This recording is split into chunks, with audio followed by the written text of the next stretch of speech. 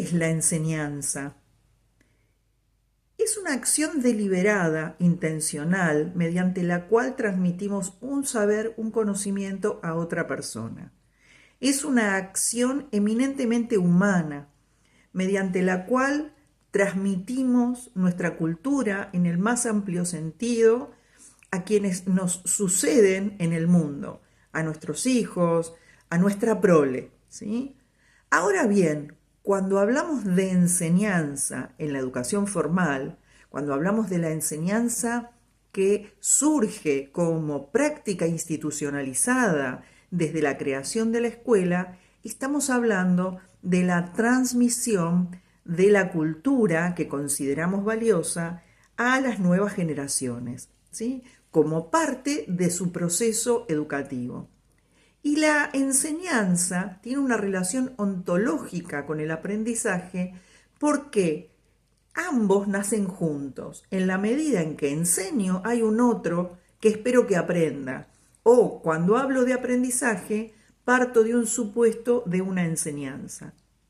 Ahora bien, cuando esta acción intencional se produce en el ámbito institucional de la escuela, el docente, quien ejerce esa práctica de enseñanza, tiene una intención deliberada de que se produzca un aprendizaje, pero no necesariamente quien está del otro lado, el sujeto estudiante, va a aprender aquello que le queremos enseñar. Ahora, esta idea que estamos planteando en relación a los dos sujetos que intervienen, o por lo menos a las dos partes que intervienen en la práctica institucional de la enseñanza, no siempre fue pensada de esta manera, ¿sí? Enseñar supone, dijimos, una intencionalidad. Esa intencionalidad tiene que ver con aquello que quiero enseñar, es decir, el contenido en sí mismo, que se puede abrir en diversas dimensiones, ¿sí? Y que implica un supuesto respecto de quién es ese otro sujeto. Yo pienso que ese sujeto al que le quiero enseñar este contenido, por ejemplo, la historia argentina, ¿sí? Es relevante, es pertinente, es valioso para su desarrollo individual y para su participación en esta comunidad, conocer este saber respecto de su historia y por eso se lo enseño.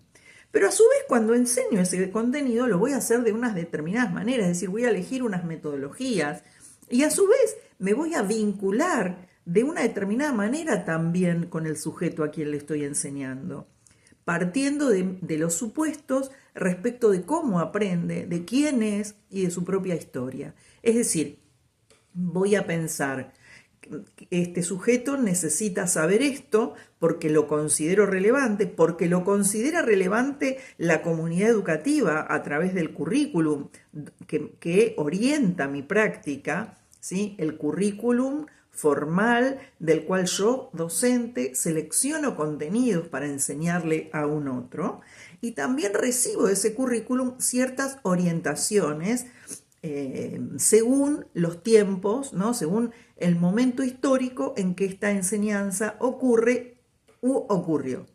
Es decir, que está la intencionalidad del sujeto docente, pero que a su vez está sostenida en una posición epistémico-política.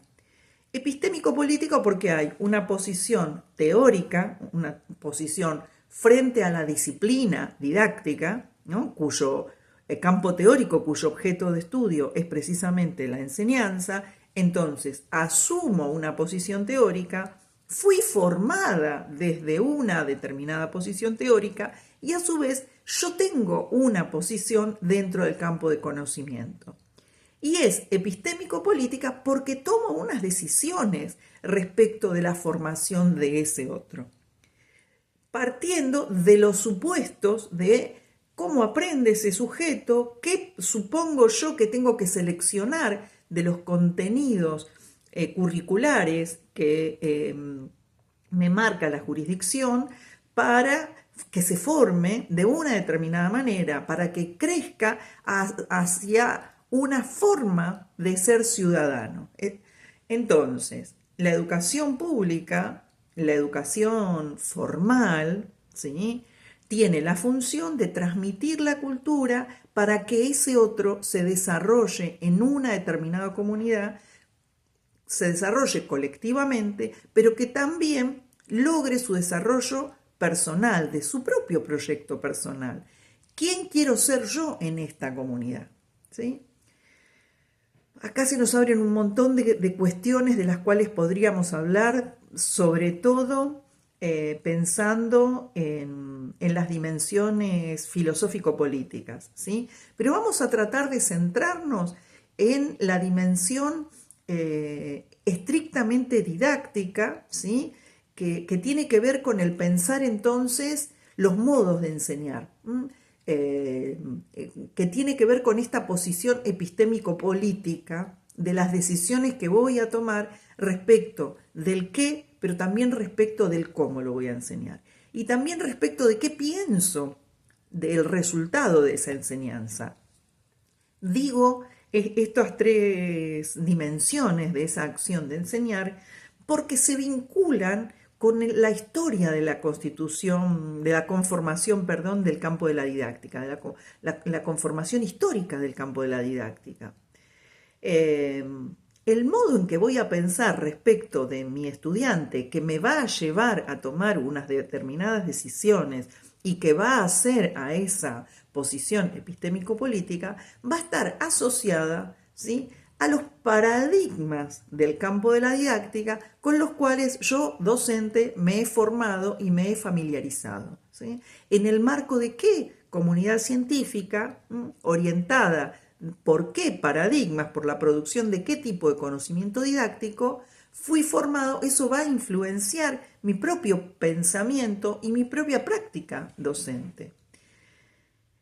Muchas personas hablan del binomio enseñanza-aprendizaje, pensando y suponiendo, partiendo del supuesto que en la medida en que yo enseño, el otro indefectiblemente aprende, y que si el otro no aprendió, hay una responsabilidad, hay un problema situado en el sujeto que aprende, y no en mi práctica de enseñanza.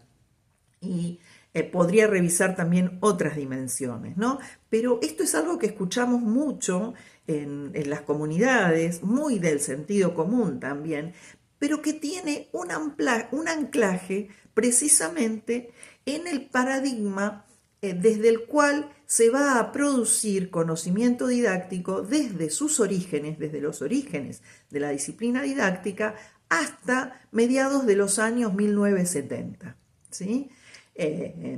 Es un paradigma normativo, normativo precisamente porque prescribe, porque norma la acción de enseñar y parte del supuesto de que los estudiantes son tábulas rasas a quienes se les debe imprimir un conocimiento, ¿sí? Y que la impresión del otro, la transmisión del conocimiento en el estudiante es vía la repetición, la copia, y esa repetición, esa copia puede ser tanto de la lección escrita como de la incorporación de ciertas experiencias que le proveen conocimientos que se van imprimiendo en su propio ser, o de una secuencia de un plan, ¿no?, de un plan con determinados objetivos que deben ir cumpliéndose y que el docente parte de la idea que en la medida en que eso que se propone enseñar se hace visible en el otro, por ejemplo, enseño las tablas de multiplicar, ¿sí? Si las recita de memoria, las aprendió. Si puede resolver ejercicios, los aprendió. No me pregunto por la comprensión, o en todo caso, en este paradigma, la comprensión se considera en tanto y en cuanto, se considera lograda en tanto y en cuanto el otro recita, el otro declama, ¿sí?, el resultado de esta operación en particular, que es la multiplicación. Lo mismo podríamos decir con diversos conocimientos. Un sujeto lee, en tanto lee, ¿sí?, hay un aprendizaje logrado. Ok, sí. Y en tanto le hago un determinado tipo de preguntas respecto del texto, comprendió. preguntas que en general suelen ser, desde este paradigma normativo, de búsqueda de información concreta que hay en el texto. Ahora bien, este modo de pensar la enseñanza, ¿sí?, donde hay una relación unidireccional en la medida en que enseño, el otro aprende, trajo muchos problemas al campo de la educación formal. Por ejemplo, permitió argumentar durante muchas décadas, y podemos también traerlo a la actualidad, muchos siguen argumentando desde esta posición, ¿sí?, que cuando el otro no aprende es porque el otro no tiene interés, no tiene motivación, no tiene capacidades. Deposito en el otro, cuando en realidad la enseñanza también es una práctica que está atravesada por múltiples variables sociológicas, políticas, institucionales, la propia historia del sujeto que enseña, la posición, vuelvo a decir, la posición epistémico-política. ¿Qué piensa del mundo? ¿En qué paradigma está sostenida su práctica docente? ¿Sí? Esta revisión o esta transformación de la mirada sobre la enseñanza se produce a mediados de los 70, que es el momento en que deja de ser hegemónico este paradigma normativo, precisamente porque se introducen estas preguntas en el campo teórico de la didáctica. Aparecen cientistas de la educación, aparecen didactas que se hacen otras preguntas, que empiezan a observar problemáticas del campo de la educación formal que no logran ser respondidas desde los marcos conceptuales producidos hasta ese momento por el campo didáctico. Entonces se comienzan a reformular teóricamente aquello que consideramos que es enseñar, y comienza a separarse, se evidencia que hay una separación entre el enseñar y el aprender. Y es recién entonces, a partir de los años 70, en particular en la tradición didáctica argentina o latinoamericana, que empezamos a separar estos dos elementos del binomio. Dejamos de considerarlo un binomio y empezamos a mirar, por un lado, la enseñanza eminentemente desde el campo de la didáctica, ya que es su objeto, y el aprendizaje es visto desde el campo desde el cual se estudia el aprendizaje, que es la psicología educacional. Ahora, esto implica una ruptura de paradigma que va a llevar a una transformación profunda de los modos de formar a los docentes.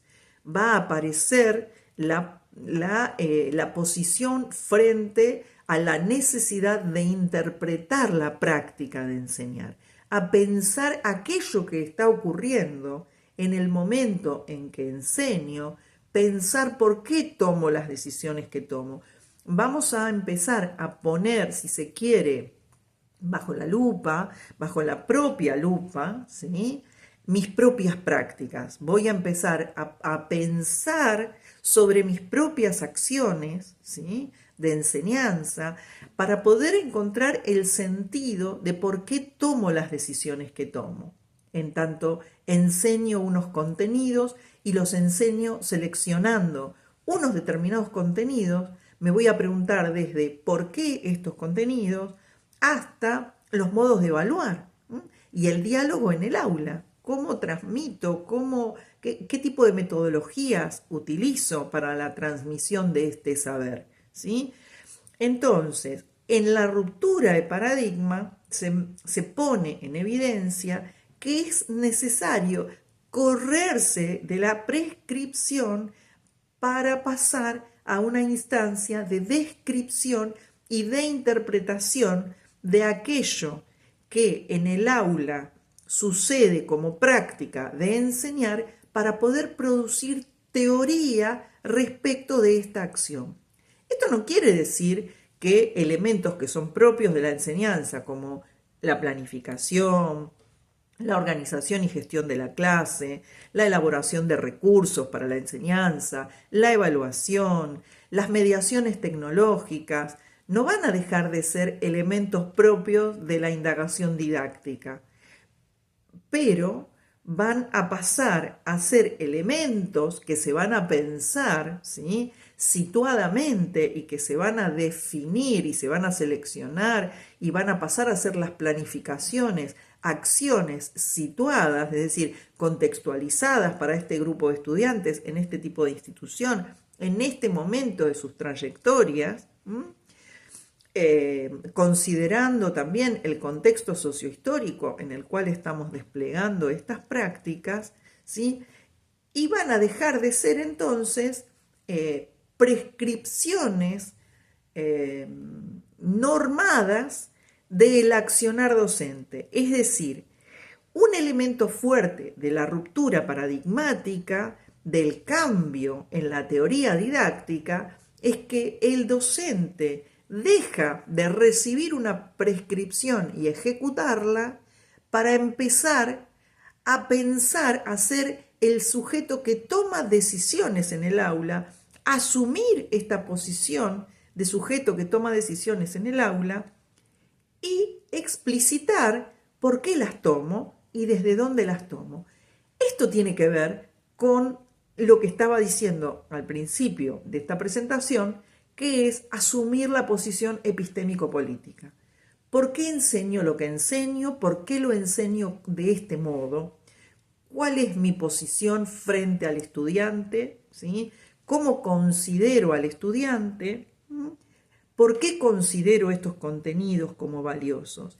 Bueno, estos son los elementos que nos interesa desarmar y abordar desde este texto de Basabe y Coles y de Steinman que vamos a trabajar en la clase de hoy.